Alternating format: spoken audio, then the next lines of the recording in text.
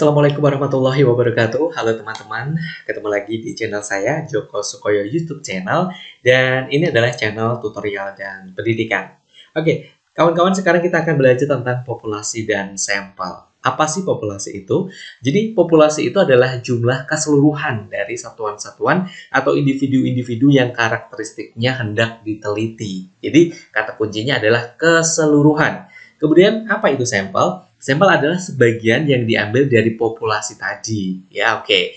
Jadi populasi itu adalah keseluruhan, kalau sampel adalah sebagian yang diambil dari populasi. Misalnya seperti ini. Misalnya populasinya itu adalah SMA di Kota Semarang ya.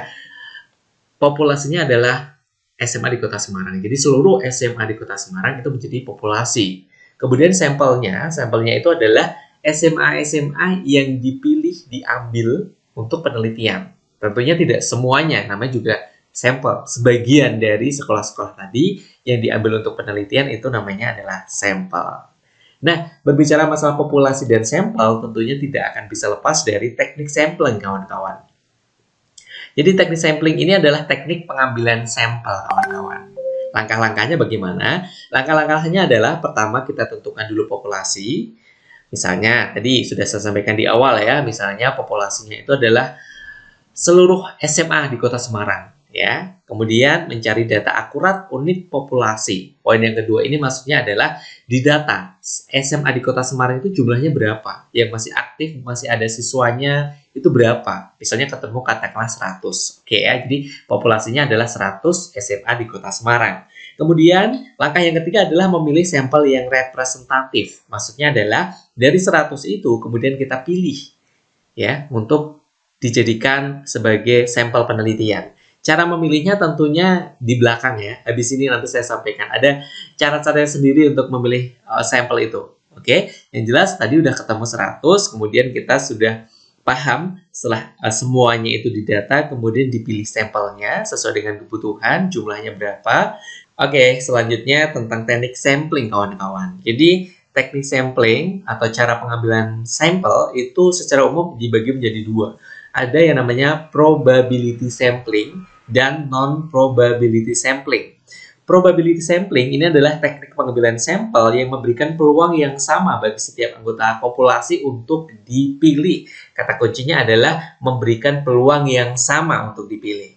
Kemudian non-probability sampling itu adalah teknik pengambilan sampel yang tidak memberikan peluang yang sama bagi setiap anggota populasi untuk dipilih. Kata kuncinya adalah tidak memberikan peluang yang sama untuk dipilih. Oke. Nah, maksudnya itu seperti apa?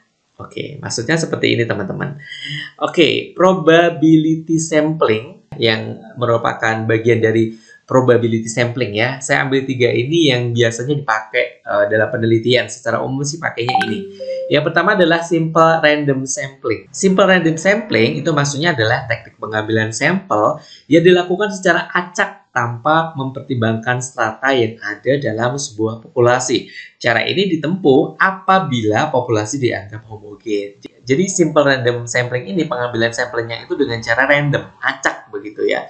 Caranya bagaimana? Apakah nanti itu kayak arisan itu ya? Diambil acak kayak arisan itu nanti yang dapat yang itulah yang dijadikan sampel, atau cara-cara lain banyak sekali cara-caranya. Yang jelas kata kunci dari simple random sampling adalah diambil secara acak tanpa mempertimbangkan strata.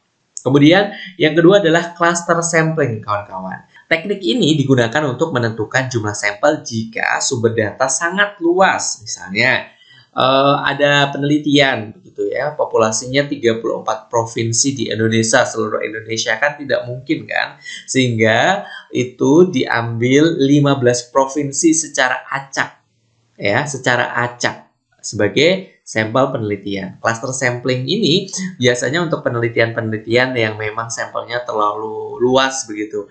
Akhirnya diambil sampel cluster. Jadi misalnya tadi contohnya adalah 34 provinsi sebagai populasi, kemudian diambil 15 sebagai sampelnya. Tentunya diambilnya ini secara acak ya, provinsi mana yang menjadi sampel penelitian diambil secara acak. Berikutnya kawan-kawan adalah stratified random sampling atau random berstrata begitu ya, sampling berstrata. Populasi ini dikelompokkan pada tingkatan-tingkatan tertentu dengan tujuan pengambilan sampel akan merata pada seluruh tingkatan dan sampel mewakili karakter seluruh elemen populasi yang heterogen.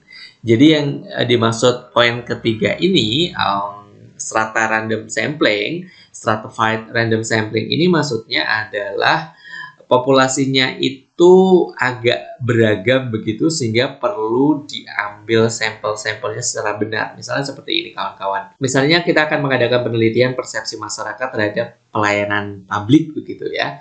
Kalau persepsi masyarakat ini kita bisa ambil stratanya itu dari tingkat pendidikan ya, misalnya SD, SMP, SMA, perguruan tinggi. Jadi stratanya SD, SMP, SMA, perguruan tinggi kan mungkin persepsinya akan berbeda, lulusan SMP, lulusan SMA dengan perguruan tinggi begitu ya. Jadi yang dimaksud strata itu adalah inti tadi, sampelnya dikelompokkan pada tingkatan-tingkatan tertentu dulu. Kemudian kalau sudah diambil sampelnya yang dari SD berapa, SMP berapa, SMA berapa, perguruan tinggi berapa. Oke, itu yang dimaksudkan dengan strata random sampling atau stratified random sampling ini. Berikutnya kawan-kawan, kalau tadi yang probability sampling sudah, sekarang yang non-probability sampling. Oke, yang non-probability sampling ini saya mengambil 3 saja yang mungkin sering dipakai. Yang pertama adalah purposive sampling. Ini juga sering dipakai. Purposive sampling ini adalah teknik pengambilan sampel karena adanya suatu tujuan atau suatu pertimbangan tertentu. Misalnya, jika ingin mengetahui kajian suatu penyakit tertentu, maka sampelnya juga pada dokter tertentu atau penyakit tertentu tadi, gitu ya. Misalnya kita akan mengetahui penelitian berkaitan dengan penyakit dalam begitu, otomatis nanti sampelnya juga spesialis penyakit dalam, dokter spesialis penyakit dalam atau orang-orang yang memang punya penyakit dalam begitu, nggak mungkin penyakit kulit atau dokter kulit gitu. Jadi sampelnya itu sesuai dengan keinginan kita, sesuai dengan keinginan penelitian kita. Itu namanya adalah purposive. Jadi teknik pengambilan sampel karena adanya suatu tujuan tertentu. Akan meneliti penyakit dalam, ya otomatis sampelnya yang berkaitan dengan penyakit dalam, tidak mungkin berkaitan dengan penyakit kulit, begitu. Oke. Kemudian yang kedua adalah snowball sampling. Jadi teknik ini kawan-kawan, teknik penentuan sampel ini semula itu jumlah sampelnya itu diambil kecil. Snowball sampling itu awalnya sudah ngambil sampel tapi kecil, kemudian membesar. Teknik ini ditempuh apabila sampel awal dianggap belum lengkap, maka peneliti mencari sumber lain. Ya, oke, itu namanya snowball sampling. Berikutnya adalah sampling insidental. Jadi teknik sampling insidental ini adalah pengambilan sampel berdasarkan kebetulan, yaitu siapa saja yang secara kebetulan bertemu dengan peneliti dapat digunakan sebagai sampel bila orang yang kebetulan dijumpai atau ditemui tadi dianggap cocok sebagai sumber data. Itu adalah sampling insidental. Saya kira teman-teman sudah paham, ini pemahamannya gampang banget. Selanjutnya, yang perlu diperhatikan adalah ukuran sampel penelitian. Kadang-kadang kita sering mikir gitu kan, ini jumlahnya nanti sampelnya berapa ya? Nah, ini sebenarnya tergantung dengan teori yang kita gunakan. Oke, sekali lagi ini tergantung dengan teori yang kita gunakan. Yang penting dasarnya adalah ada teorinya, sehingga kita bisa pertanggungjawabkan. Ini beberapa yang saya ambil ya. Misalnya penelitian deskriptif itu minimal 10% dari populasi. Nah, untuk populasi yang relatif kecil minimal 20%. Ini menurut Guy Mills and Ayrasian. Oke. Kemudian penelitian korelasi kawan-kawan itu diperlukan sampel sebesar 30 responden. Penelitian korelasi itu penelitian-penelitian yang biasanya menghubungkan variabel X dan Y. Hubungan antara begitu-begitu ada kata kunci hubungan itu berarti penelitian korelasi. Berikutnya adalah penelitian eksperimen dan komparatif. Ini diperlukan sampel 15-30 responden setiap kelompok kawan-kawan. Jadi ingat setiap kelompok ya. Misalnya penelitian ada 2 kelompok ya, kelompok kontrol dan kelompok eksperimen. Kelompok kontrolnya 15 berarti nanti kelompok eksperimen juga 15. Oke, itu tadi kawan-kawan, semoga bermanfaat. Terima kasih.